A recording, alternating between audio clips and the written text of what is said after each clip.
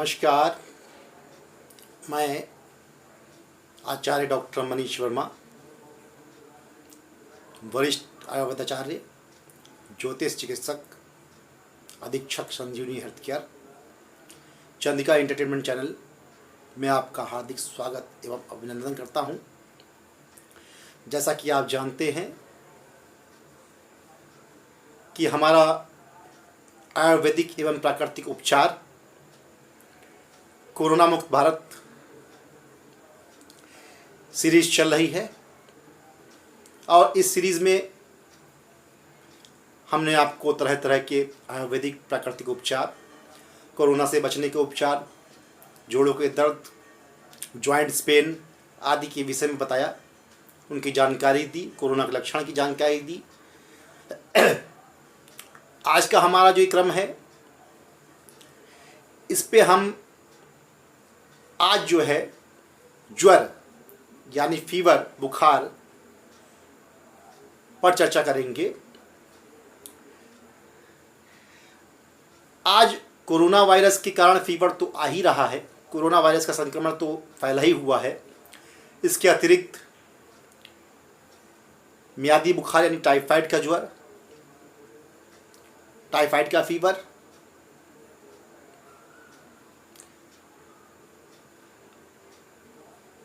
Common flu आदि कई type के बुखार डायग्नोसिस में पाए जा रहे हैं। तो मित्रों, आज का हमारा विषय है ज्वर, फीवर या बुखार, फिर वो चाहे किसी टाइप का हो। चूंकि हमारा टाइटल है कोरोना मुक्त भारत, तो पहले हम कोरोना को ही चर्चा में लेते हैं। जैसा कि आप सभी लोग जानते हैं कि कोरोना में बुखार आना एक आम बात है और कई बार बुखार अंडर कंट्रोल जाता है। कई बार टाइफाइड में बुखार आता है और बुखार कंट्रोल में नहीं आता है। सबसे बड़ी समस्या इस समय पड़ रही है डायग्नोसिस की, पैथोलॉजिकल टेस्ट की, क्योंकि कोरोना का माहौल देखते हुए या तो हम लोग जांच से बचना चाहते हैं, हॉस्पिटल जाने से बचना चाहते हैं, जो एक तरीके से देखा जाए तो सही भी है। अब आप कैसे समझेंगे कि आपको फीवर किस टाइप का है और क्या है? इससे पहले के वीडियो में मैंने बताया था आपको कि यदि 3 दिन से अधिक आपको बुखार या फीवर रहता है तो आप अपने आप को कोरोना पॉजिटिव या कोरोना इन्फेक्टिव मान के चलिए और उसके तहत अपना सारा प्रोटोकॉल का पालन कीजिए, अपना इलाज कीजिए और दवा पानी परहेज वगैरह सब कीजिए, काढ़ा लीजिए। जाहिर सी बात है, जब लंबे समय तक बुखार चलेगा तो वो टाइफाइड की श्रेणी में भी आ जाता है। यानी कि 10-12 दिन से ऊपर का बुखार है, नहीं छोड़ रहा है, तो आप ये मानिए कि आपको टाइफाइड भी हो सकता है। आप परहेज पहले से करिए, काढ़ा वगैरह आप ले ही रहे हैं। क्योंकि इन सभी फीवर के लक्षण लगभग एक समान है, इसलिए इनमें आपस में भेद कर पाना, इनको डिफ्रेंशिएट कर पाना बड़ा मुश्किल होता है। मरीज समझ नहीं पाता है, मरीज के घर वाले नहीं समझ पाते हैं कि उसको टाइफाइड हुआ है, कि उसको कोरोना हुआ है, कि उसको निमोनिया हो गया है, या उसको अन्य फ्लू फीवर कोई चल रहा है, कॉमन फ्लू है, कुछ है। छोटे छोटे से पॉइंट हैं, इनको अगर आप ध्यान दें। जैसे बुखार तो इन सभी चीज़ों में आपको आएगा, लेकिन अगर बुखार के साथ छींकें आ रही हैं, सूखी खांसी आ रही है, सीने में भारीपन है, सिर में दर्द है, पेट में दिक्कत है, जी मालिश कर रहा है और चीज़ें आ रही हैं, तो इसको आप कोरोना इन्फेक्शन के साथ जोड़ कर सकते हैं। कॉमन फ्लू में भी ये लक्षण आ जाते हैं और टाइफाइड में भी ये लक्षण आते हैं। टाइफाइड में मेनली ठंड लग के बुखार आएगा, पेट में दिक्कत होगी, पतले दस्त भी आ सकते हैं, जी मालिश कर सकती है। कमजोरी सभी फीवर का एक आम लक्षण है। यानी कुल मिला के आपको अपने आप निर्णय ये नहीं करना है कि आपको कोरोना हुआ है, कि आपको टाइफाइड हुआ है, कि आपको निमोनिया हुआ है, या आपको कॉमन फ्लू है। आप इन चारों पांचों को एक कॉम्बी पैक में लेकर, क्योंकि सबके लक्षण एक समान मिलते जुलते हैं, तो आप ये मान चलिए कि ये इनमें से आपको कुछ भी हो सकता है। तो इस कंडीशन में सबसे पहले जो हमारा आएगा बुखार, तो बुखार कंट्रोल नहीं हो रहा है। यदि तेज बुखार है, 101 या उससे ऊपर फीवर है, तो सबसे पहले आप नॉर्मल बर्फ का पानी आप अभी फिलहाल मत लें, नॉर्मल नल का ठंडा पानी, उसमें आप 1 से 1.5 चम्मच नमक डाल लें और इसकी आप पट्टी सिर पर रखें। उसके हाथ के हथेलियाँ, पैर के तालू, हाथ पैर वगैरह मरीज का बार बार पोंछते रहें। टेम्परेचर इससे काफ़ी नॉर्मल हो जाता है। इनमें से कोई फीवर हो तो आप पैरासीटामोल की एक गोली ले सकते हैं। इसके लिए किसी भी प्रिस्क्रिप्शन की आवश्यकता नहीं होती है। ये आपको करना है। तला भुना चिकना भोजन, तेज मसाले वाला भोजन अवॉइड करें, इनका परहेज करें। अब हम आपको आयुर्वेदिक नुस्खों में लाते हैं। सबसे पहले आपको पेय पदार्थ, तरल पदार्थ, पानी, इन सब की मात्रा अत्यधिक बढ़ा देनी है। ज़्यादा से ज़्यादा मात्रा में इनको पीना है, इनका सेवन करना है। उपाय नंबर 1 नोट कीजिए। नींबू का रस 3 चम्मच, नमक काला और सेंधा दोनों मिलाकर 1/4 चम्मच होना चाहिए। दोनों नमक, यहाँ देखिए 1/4 चम्मच नहीं, दोनों नमक को मिक्स कर लीजिए बराबर मात्रा में और उसकी 1/4 चम्मच आपको लेनी है काला और सेंधा नमक। काली मिर्च 100 ग्राम, अदरक का रस 3 चम्मच। अदरक देसी वाली हो, बढ़िया क्वालिटी की हो, इसका ध्यान रखें। अब आप नींबू के रस और अदरक के रस को एक साथ मिक्स करें। उसमें काला नमक और सेंधा नमक जो आपने 1/4 चम्मच लिया उसको मिक्स करें।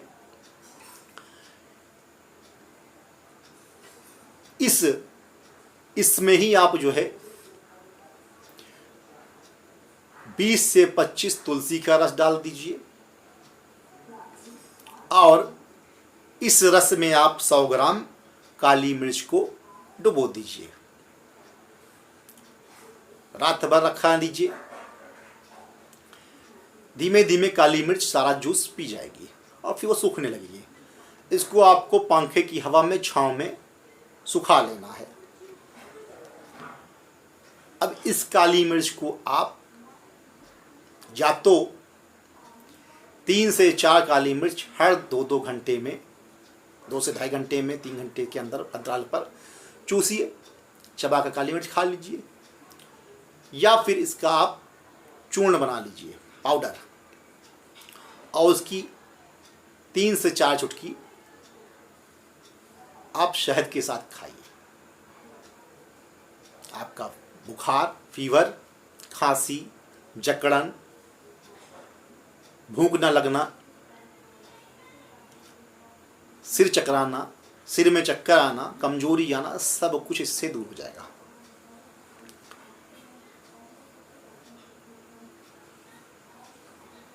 दूसरा उपाय नंबर 2 नोट कर लीजिए आप। नींबू के रस, 2 चम्मच नींबू के रस को 1 गिलास गुनगुने पानी पर मिलाइए और आप इसको दिन में 2 से 3 बार पीजिए। इससे भी आपका टाइफाइड फीवर कंट्रोल में आ जाता है, यानी लंबे समय तक बने रहने वाला बुखार, मियादी बुखार कंट्रोल में आ जाता है। उपाय नंबर 3 नोट कीजिए। साबुत धनिया, सौंफ, धनिया के दाने जो होते हैं, साबुत धनिया, सौंफ, मेथी, अजवाइन, किशमिश, ये सब जो है एक समान मात्रा में आपको लेनी, यानी 1 चम्मच लिया तो 1 चम्मच, आधा चम्मच लिया तो आधा चम्मच। तो एक बार की खुराक हम बता रहे हैं आपको, 1 चम्मच की मात्रा में सबको आप ले लें। एक कांच के या चीनी मिट्टी के किसी बर्तन में रात में इसको भिगो दें, ढक कर रख दें। सुबह उठने पर ये पानी आप पी जाएं और इस बर्तन में जो मटेरियल बचा हुआ था उसमें पुनः पानी भर दें और इस पानी को आप शाम को पी जाएं। आप देखेंगे 2 ही 3 दिन में आपका बुखार अंडर कंट्रोल हो जाएगा, स्थिर हो जाएगा और धीमे धीमे कम हो जाएगा। अगर आपको नज़ला और जुखाम है तो अदरक का रस 1 चम्मच, तुलसी के पत्तों का रस 1 चम्मच, 2-3 काली मिर्च, 2-3 लौंग, सेंधा नमक और शहद, इन सब को आप, लौंग और काली मिर्च को आप भूनकर चूरा बना लीजिए और बाकी सारा आइटम आप कच्चा ही ले लीजिए। इनको आधा से 1 चम्मच शहद में मिक्स करें, चुटकी भर नमक ले लें, सेंधा नमक, और इसको आप दिन में 3 से 4-5 बार आप चाटें। आपका नज़ला, जुखाम, जकड़न, खांसी, एलर्जी धीमे धीमे खत्म हो जाएगी।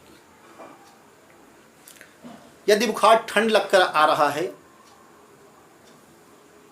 या कुछ लक्षण आपको मलेरिया के मिल रहे हैं तो 3 से 4 पांक लहसुन के, 3 से 4 फांकी जो है कलियां लहसुन की छीलकर शुद्ध घी में भूनकर खिलाएं। इससे ठंड कपकपी खत्म हो जाती है, मलेरिया का बुखार भी कंट्रोल में आता है और दूसरे टाइप के बुखार भी जो ठंड लग के आ रहे हैं वो भी खत्म होने लगते हैं। सर्दी भी सही से खींच लेती है, ठंड का प्रकोप हो गया तो वो भी खत्म करता है। तो इसको आपको करना है। अगला उपाय है भुनी हुई फिटकरी 1 चम्मच, खांड मिश्री जमी वाली बड़ी वाली आती है, वो चीनी वाली नहीं, खांड मिश्री 2 चम्मच। इन दोनों को आपस में मिक्स कर लें और बुखार चढ़ने से पहले 2 से 3 चुटकी साधारण पानी से खिला दें, बुखार नहीं चढ़ेगा। हमारा अगला उपाय है गिलोय सत्व। गिलोय का सत्व बाजार में मिलता है। गिलोय सत्व, गोदंती भस्म, पपीते के पत्ते का चूर्ण, काली मिर्च, करी पत्ता चूर्ण, गरम, इन सबको आप आपस में मिला लीजिए, समान मात्रा में समभाग मिला लीजिए और गर्म गुनगुने पानी के साथ 1/4 चम्मच दिन में 4 से 5 बार लें, बुखार आपका कंट्रोल में आ जाएगा। किसी टाइप का बुखार हो या आपका डेंगू, चिकनगुनिया, कोरोना में तो फ़ायदेमंद ही है, मलेरिया भी फ़ायदा करेगा, टाइफाइड भी फ़ायदा करेगा अगर आप इसको लेते हैं तो आपका बुखार बहुत जल्द नियंत्रण में हो जाएगा। इसके अलावा सबसे बेहतर आपको कुछ नहीं है, आप बिल्कुल स्वस्थ हैं, लेकिन आपको इन सब चीज़ों का इन्फेक्शन ना हो तो इसके लिए आप 8 से 10 तुलसी की पत्ती, 2 से 3 या 4 लौंग ले लीजिए, 3-4 काली मिर्च ले लीजिए, 2 से 3 करी पत्ता ले लीजिए। इनको आप किसी कांच या चीनी मिट्टी के बर्तन में भिगो दीजिए।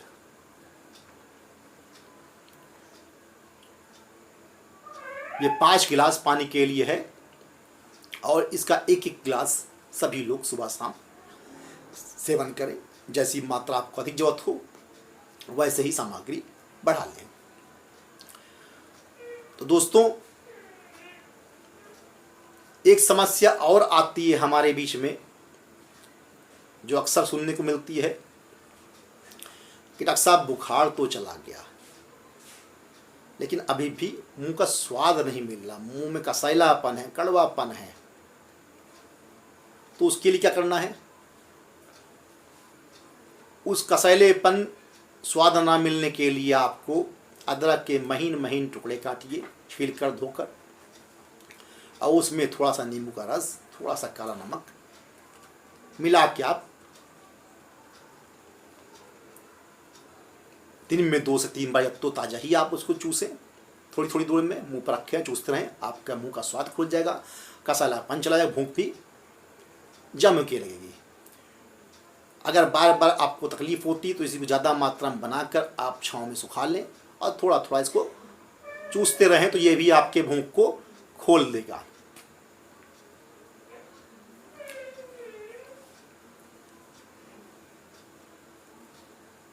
तो मित्रों, ये थे हमारे उपाय। उम्मीद करते हैं आपको इनसे फ़ायदा होगा। आप इसको करिए, आजमाइए, आयुर्वेद को अपनाइए, प्राकृतिक चिकित्सा को अपनाइए और अपने घर में रखी हुई सामग्री को ही अपना के अपना इलाज कीजिए।